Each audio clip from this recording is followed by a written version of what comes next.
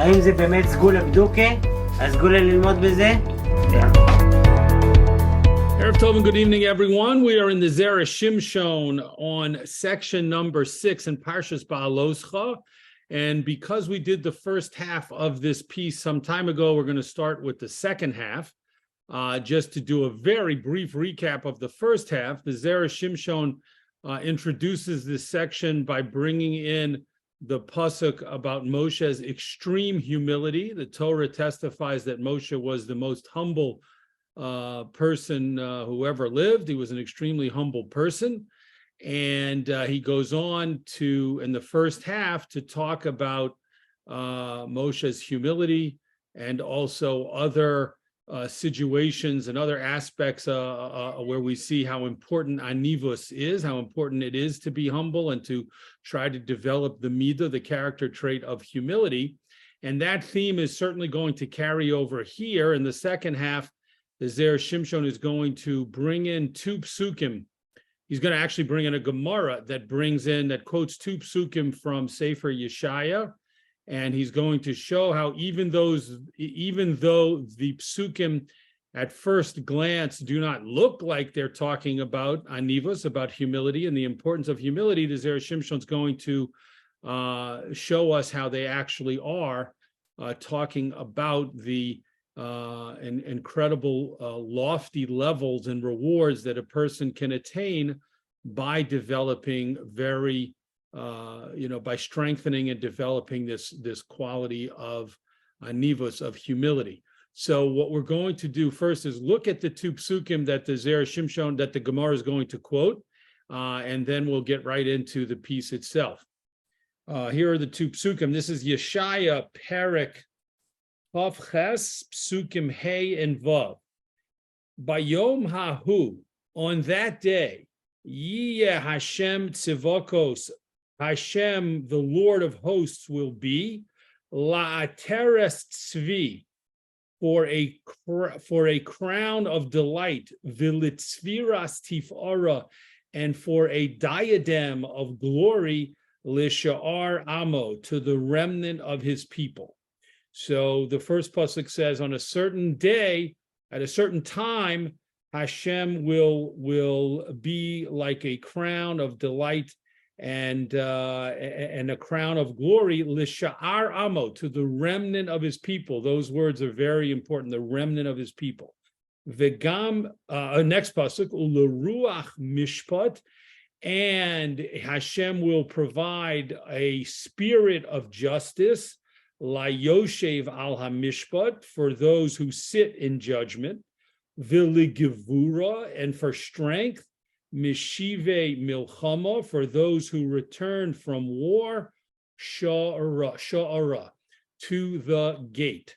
So again, as you can see, the psukim clearly are talking about Hashem providing different types of things, glory and delight and justice, a spirit of justice and strength. Hashem is providing these things, but it doesn't seem to talk about, it doesn't seem to even mention in any way or allude to anivus, to humility. But of course, that's the Zera Shimshon, as we've seen many times, is able to take us much deeper into psukim than we ourselves understand the pasuk when we read it. So let us begin. We're starting with the paragraph that starts with Al derech ze yevoar. Val derech ze yevoar. I'm sorry, that is not where I want to start. Second column on the page. Let me see if I can help out. The page is Daf Reishya Daled. Come down to and look in the second column and the second paragraph. I was thrown off by some similar words, but we're in the second column. That's the column on the left in the second paragraph. Uvederech ze yevoaru divrei razal. And with this approach, meaning with the approach that the Zera Shimshon has developed in the first half of this section, emphasizing and discussing anivus, humility, the quality, the trait of humility, with that understanding in mind, we can explain the words of Chazal, the Perakama de Megillah, in the first chapter of Maseches Megillah. So here comes a quote from that Gemara. Bayom hahu yihiyeh v'chule la'ateres tzvi, The Gemara starts by quoting the two psukim that we just read in Sefer Yeshaya. On that day, Hashem will be as a crown of glory, a crown of delight and glory, v'chule, etc.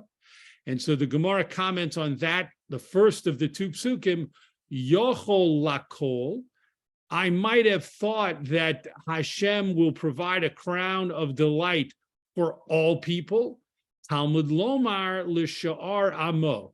So the pasuk teaches, no, it's just to the remnant of his nation, which still remains to be explained. And then the Gemara comments, Hamesim atzmo kishirayim. What does it mean when it says lisha'ar amo, for the remnant of his people? It means for those people who make themselves like remnants. They turn themselves into, or they conduct themselves as if they are remnants, meaning they're not the primary part of the people, they're the remnants of the people. They're like the leftover, forgotten parts of the people. Then the Gemara continues quoting the second pasuk, Ula ruach mishpat layoshev al hamishpat, and Hashem will provide a spirit of justice for those who sit in judgment.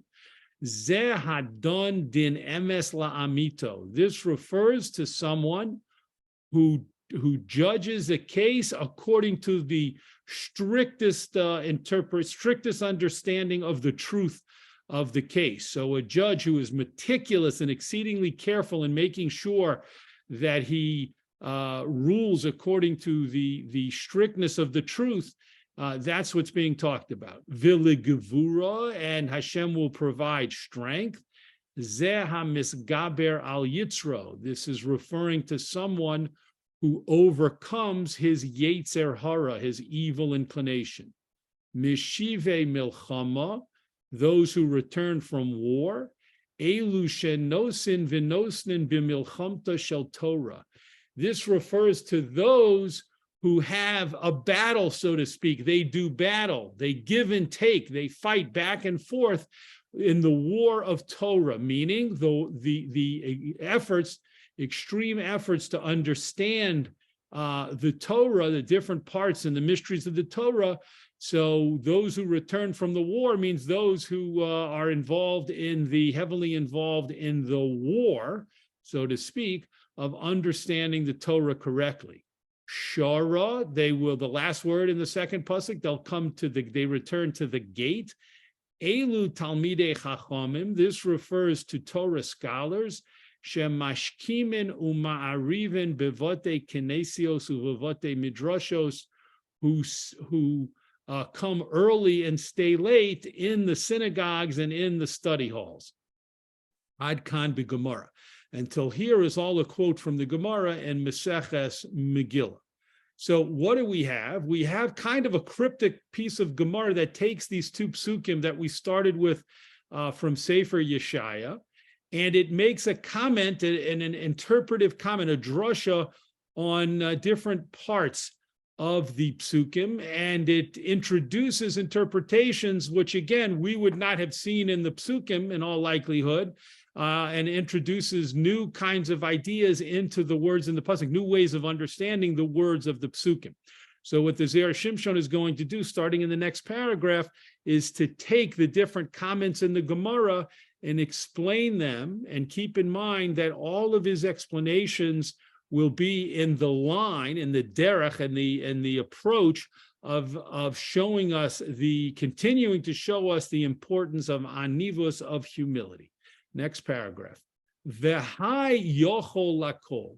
The statement in the Gemara that it opened with, which said, I might have thought that Hashem's crown of glory would be a reward for all, or would be available for all people. Hachi perusho. This is its explanation. Yochol, I might have thought, shelachol mi she'eno gas ruach, anyone, all people who are not arrogant, yizket lezeh hakavod, they will merit this honor of Hashem's crown, rejoicing and delighting in Hashem's crown. So I might have thought that anyone who's not arrogant will be able to enjoy that reward, will merit that reward. Talmud Lomar, but the pasuk teaches us l'sha'ar amo, Hashem's crown of delight and crown of glory are only intended as a reward for the remnants of the people. She'eno zoche lazeh, no one can merit this reward, elami shehu onov v'shofal biyoser, except those who are exceedingly humble to an extreme. They're extremely humble. It's not enough to just refrain from arrogance. One must work on and put tremendous effort to become an exceedingly, biyoser, an exceedingly humble person. Shemesim atzmo kishirayim. That means he makes himself like a remnant. He feels that he makes himself and demonstrates that he does not view himself in any way as the ikar, as the main part of the Jewish people or really of anything, but rather he views himself as very much secondary and tertiary, and he's just a leftover part. And like a shirayim, like a remnant of something, a leftover piece of something that doesn't have much hashivos, much significance. If a person does that, then they can receive, they can merit this special reward. Ve'haremesh shel hadvarim ha'elehu, and these words are hinting to the following idea: Shemi she'eno mesim atzmo kishirayim, a person who does not work on himself or herself to reach this level of humility that's being referred to as shirayim, as being like a remnant. Eino yochol lizkos b'devarim halolu. That person will not be able to merit the things mentioned in the two psukim. Umishum hachi palginhu hakosuv. And because of this, meaning in order to demonstrate clearly and indicate clearly this fact of the centrality of anivus here, of the centrality of the humility, palginhu hakosuv, the pasuk was split into two psukim. Shebe pasuk rishon lo omar elo lishar amo. In the first pasuk that talked about Hashem's crowns of delight and glory, it specifically said these are reserved for the remnant of his people. Dehainu shemesim atzmo kishirayim, which, as we've stated, as Zera Shimshon has explained, is a reference to someone who makes himself as if he's a remnant. Shezehu ha'ikar, and this was separated into its own pasuk because this is the main thought that's being communicated. This is the central idea of these two psukim and the common denominator between them. Ve'achar zeh, only after indicating that anivus is the key, having extreme anivus and humility is the key to all of these things. Only afterwards did the next pasuk start with leruach mishpat, the spirit of justice. Zeh hadon din emes la'amito. This refers to someone, a judge, who judges a case according to the strict truth of the halach and the laws that govern that case. Hanoda, and this idea that judges are required to do this is a well-known idea. She'elokim nitzav ba'adas el. As the pasuk in the Tehillim that's being quoted here says, Hashem stands amongst the congregation of Hashem, meaning Hashem stands amongst judges when they judge the people and holds the judges to the highest standards. Uba perak kama desot, in the first parak of Maseches Sota Amrinon, we say, Shemi sheyeshbo gasus haruach, someone who has a swelling, an overly blown up spirit, meaning a spirit of arrogance and of egocentricity. Such a person who doche ragle hashchina, that person pushes away, that person's arrogance pushes away the feet, so to speak, of the Shechina. That means a person with arrogance is pushing away the presence of Hashem. Sha'amar HaKadosh Baruch Hu, because when Hashem perceives an arrogant person's attitude, it's as if he says, Ein ani v'hu yecholim lador ba'olam. This person and I are not able to dwell in the world in the same place. This person is so arrogant, so to speak, Hashem says, that there's no room for me. He's got it all under control. He thinks he's in control. He thinks he has everything going and he's running the show. So he's leaving no room for me, Hashem says. The im kain, and if so, meaning if a person is arrogant, im lo yihye onav, and he's not humble, lo yihye dun din emes la'amito, such a person will not be able to judge cases according to the truth of the halacha. Shahare ein hashchina imo, because the Shechina will not be able to be with him. The pasuk in Tehillim says that when the dayanim, when the judges judge cases and listen to cases, Hashem's presence is there. But this person has pushed away, God forbid, the presence of Hashem with his arrogance and with his hubris, and therefore the person will not have the blessing of Hashem's presence in order to deliver the correct and true verdict. V'lo yechavein aliba dehilchasa. And he will not be able to align the verdict according to the halach. The shiva devarim mechusim mibnei adam, because we know from another Gemara, this is a quote from a Gemara in Pesachim, that there are 7 things which are hidden from human beings. Vechad minaihu omek hadin. One of the 7 things that's listed over there in that Gemara is the depth of the judgment, meaning the correct interpretation of cases. Upirish Rashi, as Rashi explains, shahakol toimbo. Everyone in the normal course of things, everyone, even the most knowledgeable judges, will likely make mistakes if they're trying to reach the omek hadin, the very deep understanding of all the facts of the case and all of the relevant halachas of the case, all of the laws and details. People will definitely make a mistake in complicated cases somewhere along the line. And you have to have siyata d'shmaya, you have to have the help of the special help and assistance from Hashem to be able to come up with the correct verdict, which is aliba dehilchasa, completely according to the halacha. V'hacha nami b'David, and so we see written regarding David HaMelech, Siv, it is written, V'Hashem imo, Hashem was with him.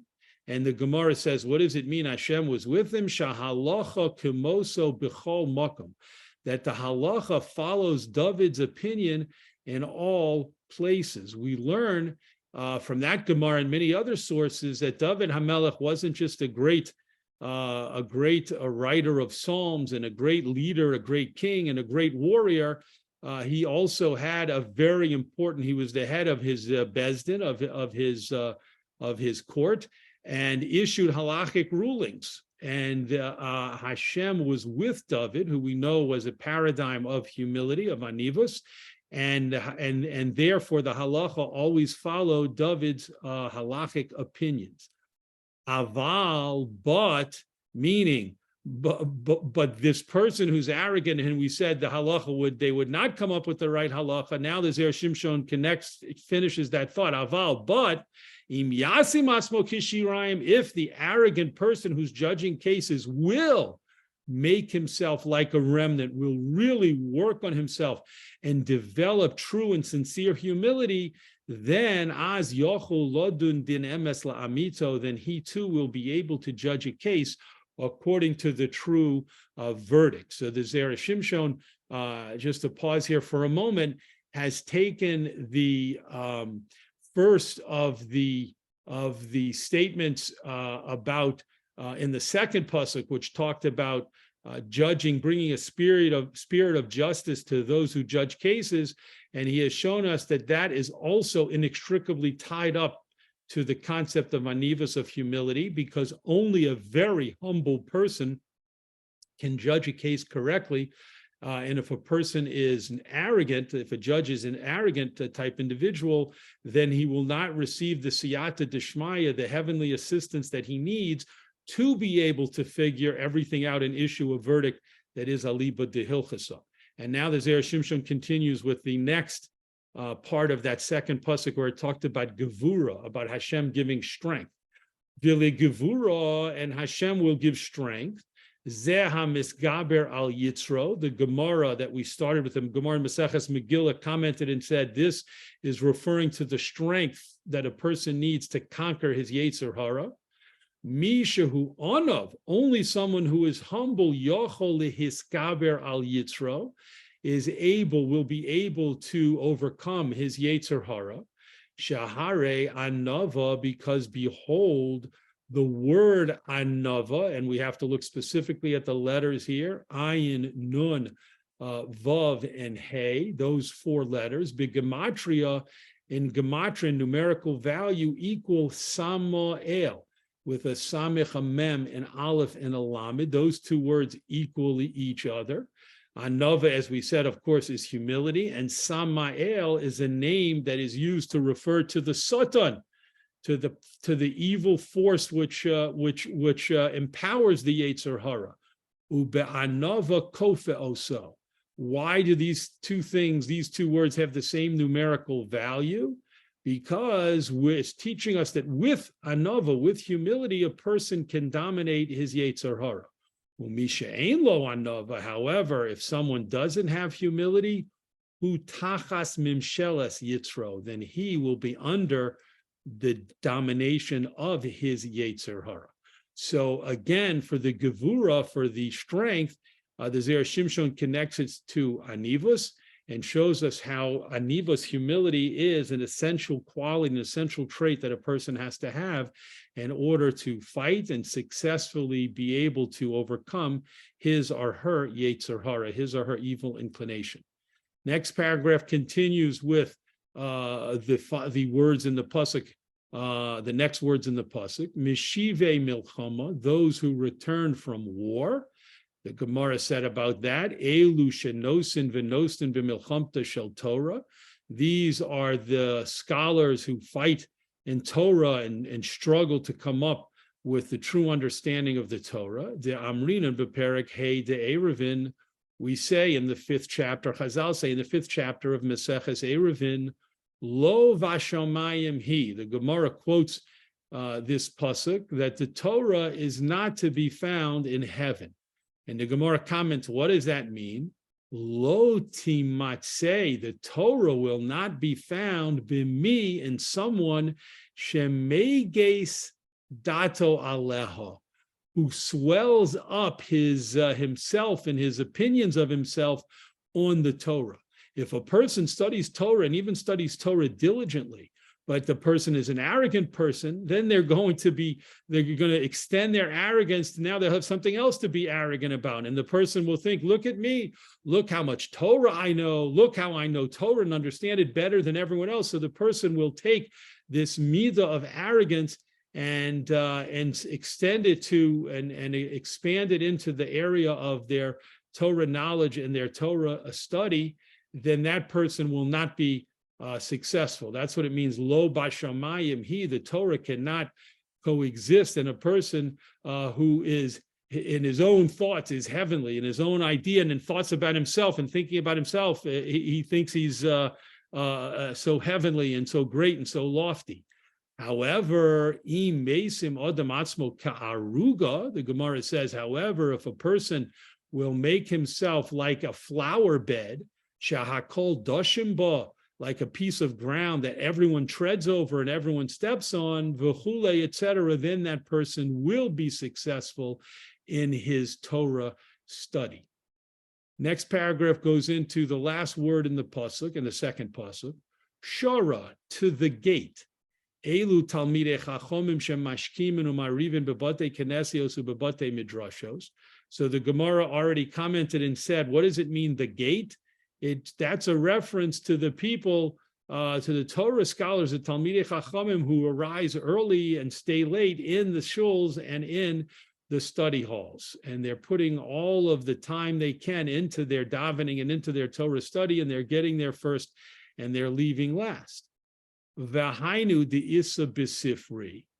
And this is an idea which actually we'll see seems to go against the statement in the Sifri. Al pasuk on the pasuk va'etain osam roshim aleichem. That's a pasuk, as you can see from the first parak in Sefer Devarim, and Moshe is talking about putting judges over the people. But va'etain osam roshim aleichem, and I place them as judges over you. So on that pasuk, the Sifri comments, Nichnas acharon v'yotze rishon. How were the judges to be above the people? They would enter a courtroom last, and they would leave first. Kedei sheyiyu mechubadim aleihem, in order that they would be shown more honor than the other people.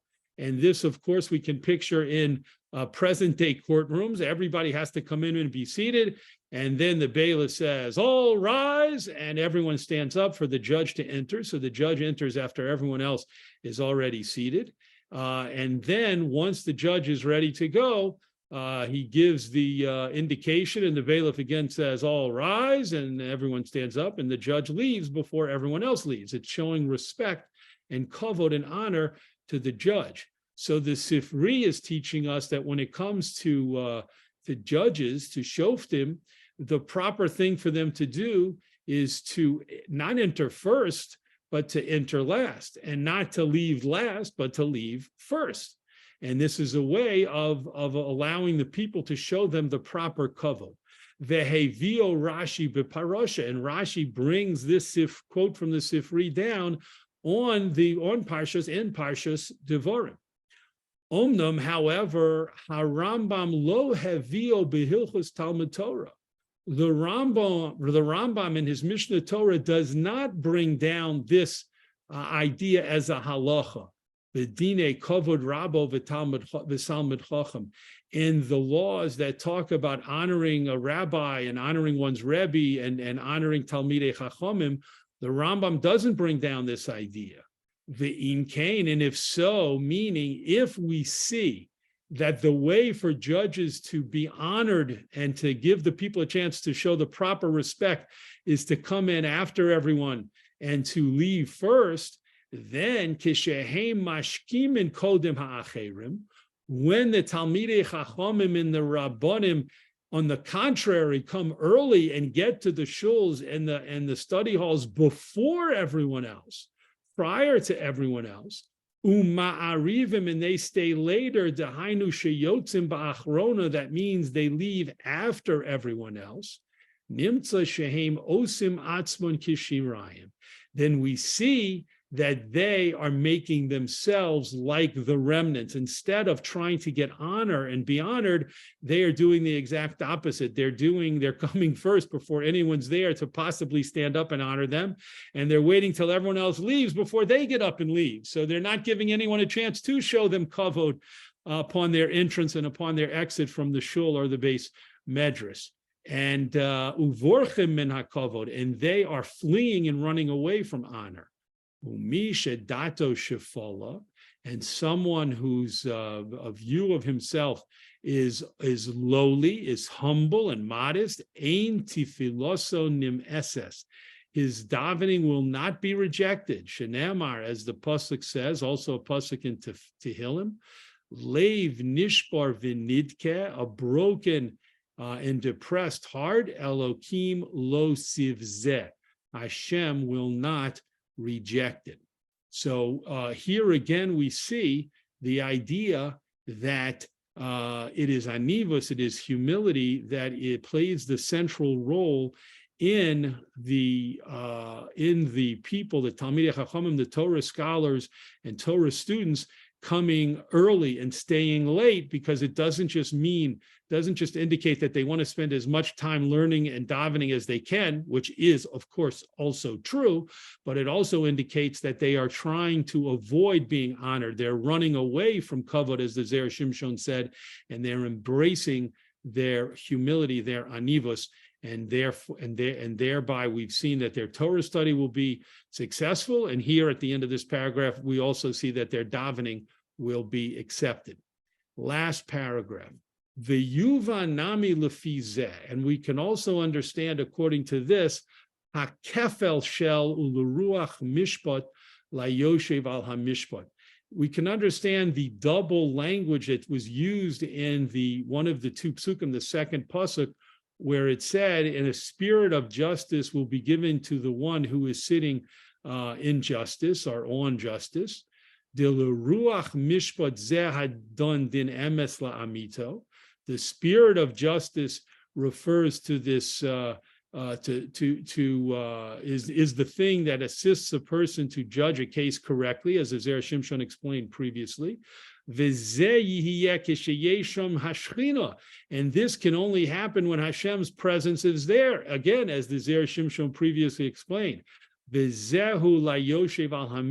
that's why the pasuk doubled up and said, who will the spirit of justice go to? It will go to the one sitting in judgment. Ki Elokim nitzav ba'adas kel. Because Hashem is standing, so to speak. The pasuk refers to Hashem as standing in the courtroom when a case is being judged. So when it talks about Yoshev, the one who's sitting, that can only be a clear reference to the judge. And it's the judge, if he has the proper humility, who will be assisted by Hashem with the siyata deshmaya to decide the case, aliba dehilchasa, according to all of the correct laws and halachos. So clearly here, the Zera Shimshon has further developed when we add it to the first half of this piece. So he started with the anivus of Moshe Rabbeinu that the Torah proclaims, the humility, the extreme humility of Moshe Rabbeinu, and in the second half, he also continued to show us how anivus and humility is not just an important trait in its own regard, in its own sense, but how it needs to express itself in so many different areas, in our tefillah, in our davening, in our Torah study, in our Talmud Torah, in our way of, for judges, in our way of judging cases, and even regular people when we're looking at situations and we're asked to give someone advice or counsel, or we're asked maybe even to help someone with a halachic matter. Anivus, humility, is so important that without it, things cannot really reach the same successful conclusion as they would when we have Hashem's assistance because of our humility. We make room, so to speak, for Hashem to help us when we have the proper anivus, the proper humility. Yasher koch to everyone for joining in the learning this week, and we look forward, God willing, to learning in Zera Shimshon again together on next week's Parsha.